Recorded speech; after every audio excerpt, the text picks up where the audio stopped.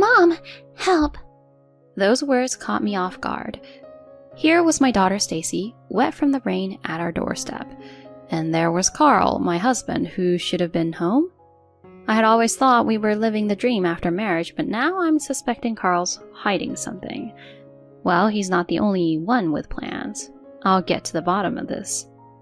I'm Maria, 34, managing a restaurant. I met Carl when he dined at my place, and we tied the knot when I was 25. Fast forward to now, and we're a family of 3, with Stacy, who's 7. Carl's job at a major company treats us pretty well, from dinners out, vacations, to even buying a house once our daughter arrived. It seemed like we were living the good life. But that perception changed one particular day. My restaurant gig often means working weekends and holidays. Carl would step in, looking after Stacy and whipping up simple meals.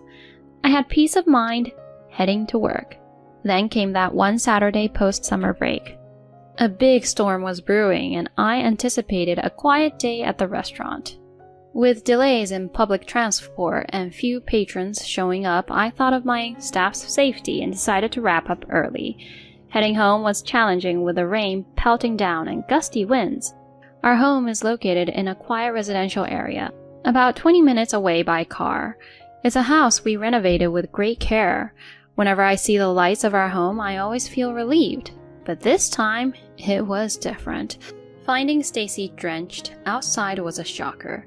"Stacy!" When I shouted out to her, she looked up. "Mom, help!" I rushed to her, leaving behind my umbrella and bag. "What happened? Why are you out here?" She clung to me and said, "I went out the door and got locked out." Our door auto-locks, and she couldn't recall the code. But still, "Where's Dad? He should be here, right? What on earth is he doing?" I felt anger rising. "After eating lunch, I got sleepy and took a nap. When I woke up, Dad was gone. I thought he might be outside, so I stepped out, but the door locked behind me." What's going on? First things first, I got Stacy cleaned up and both of us warmed up with cocoa. Carl was still MIA. His shoes weren't at the entrance, so he's probably out. Did Dad say he was going somewhere? "No, he didn't say anything. He was just gone when I woke up." This is taking too long for just a shopping trip. I called his cell. "Hello? What?" Surprisingly, he answered immediately. Holding back my frustration, I calmly asked, "Where are you right now?" "Huh? Where? I'm at home with Stacy. Why?" His response left me momentarily confused. He was definitely not telling the truth. But why? Is there something he's not sharing? "What happened? Did something come up?"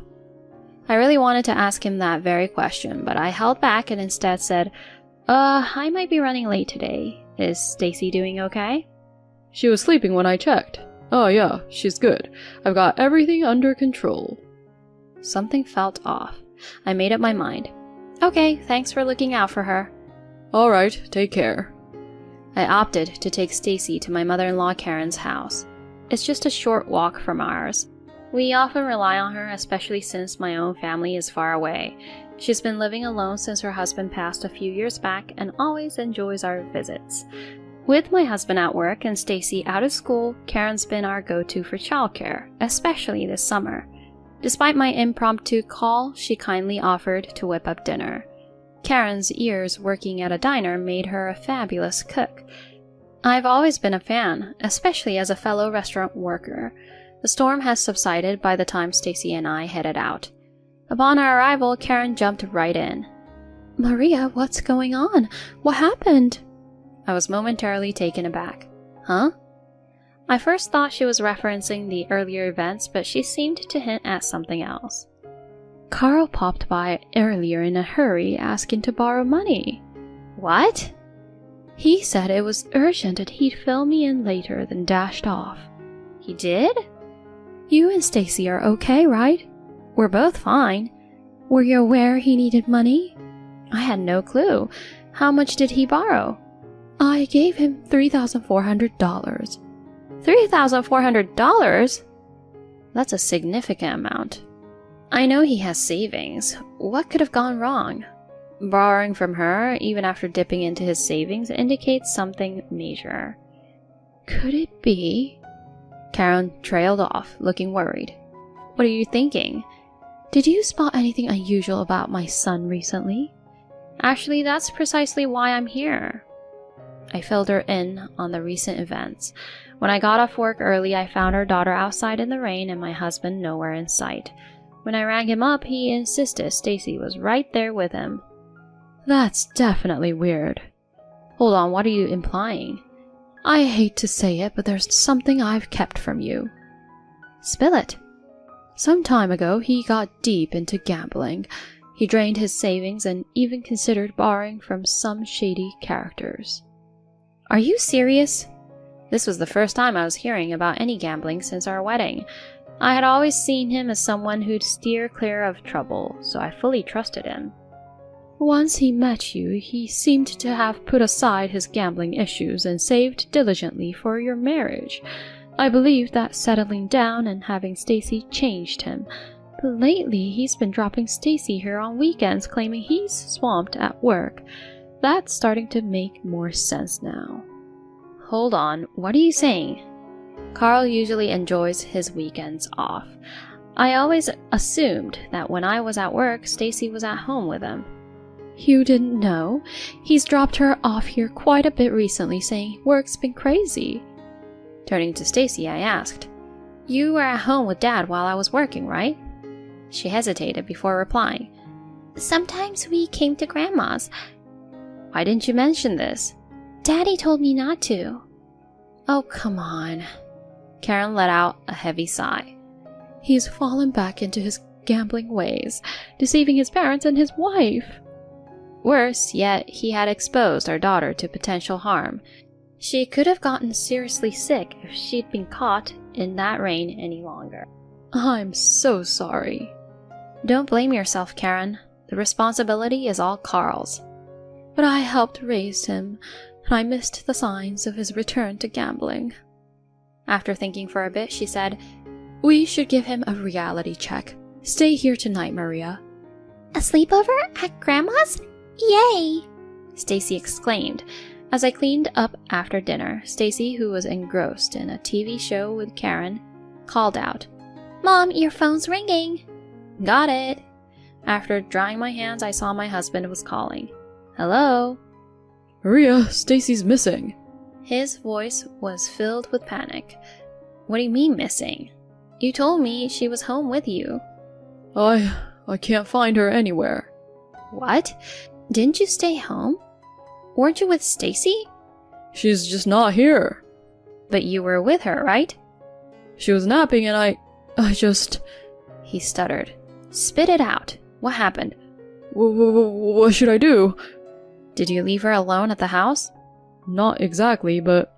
So you're freaking out because she's not there? She wouldn't go out on her own in that rain unless she woke up, freaked out, and realized you left her.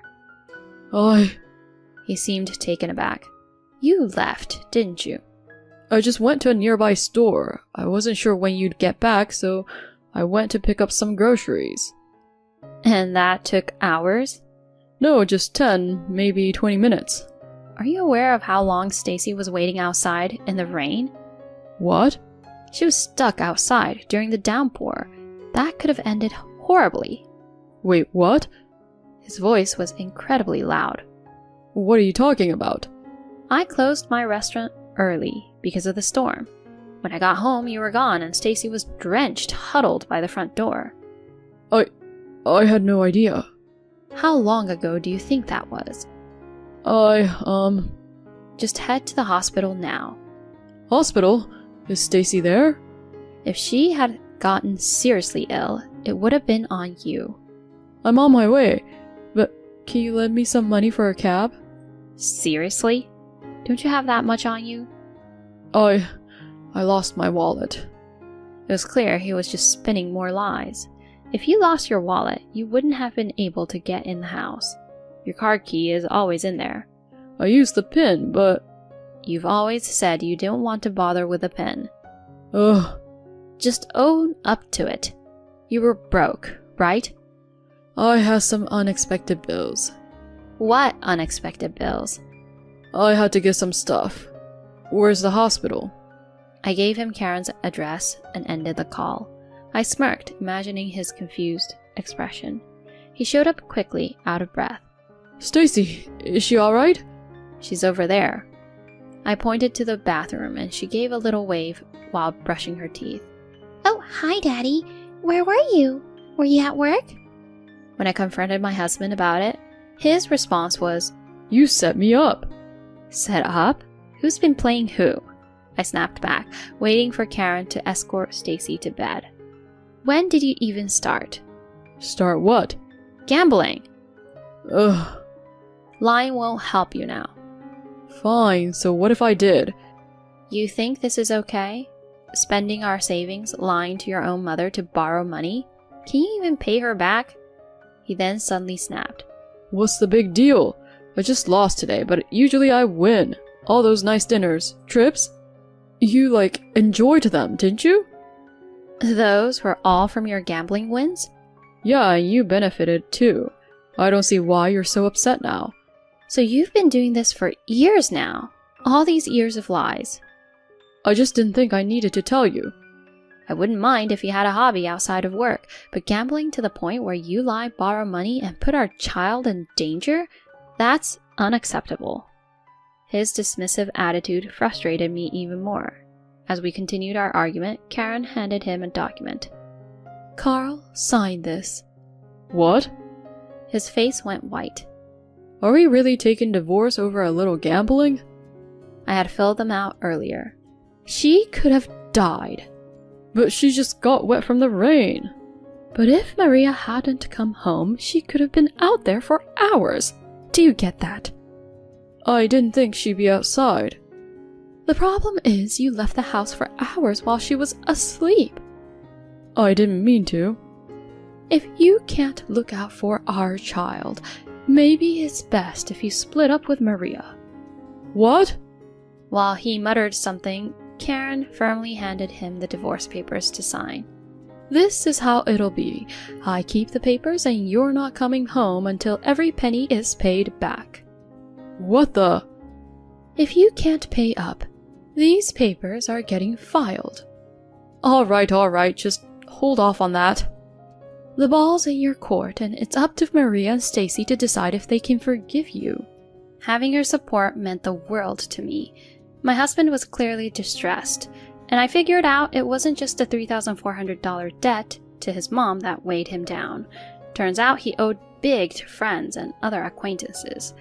That debt kept him swamped at work and away from the gambling tables, especially under Karen's watchful gaze. Meanwhile, Stacy and I thrived without him around. Honestly, life felt easier, and sometimes I wondered if we were better without him. Besides, Stacy could spend time with her dad over at Karen's. The idea of permanently parting ways crossed my mind, but severing ties with Karen, such an ally and support, wasn't an option. Plus, she adored her granddaughter. Food became our bridge to communicate. Stacy showed a keen interest in cooking, so I began teaching her the ropes. Amidst these days, I began contemplating leaving my job. Not to become a stay-at-home mom, as I loved working in the restaurant, and had a mortgage to consider. Instead, I dreamt of opening my own small cafe. Our house, spacious with a beautiful garden, seemed ideal. I thought about converting a part of it into a cafe. So, as Stacy moved up in school, I brought my dream to life, turning a part of our home into a bustling cafe. Its popularity soared, thanks to Stacy's helping hand after school and Karen's delightful cooking. People especially came back for Karen's daily specials. Our days were a blend of cafe talks, brainstorming sessions, and pure joy. Stacy seemed happier with me around all the time. When my husband finally settled his debt and came home, he seemed a mere shadow of his former self. There were still debts, and he considered quitting his job to pay them off with his severance. As long as he stays away from gambling, we should be good. Forgiveness isn't on the table just yet. Maybe I'll let him handle the dishes to teach him a lesson or two.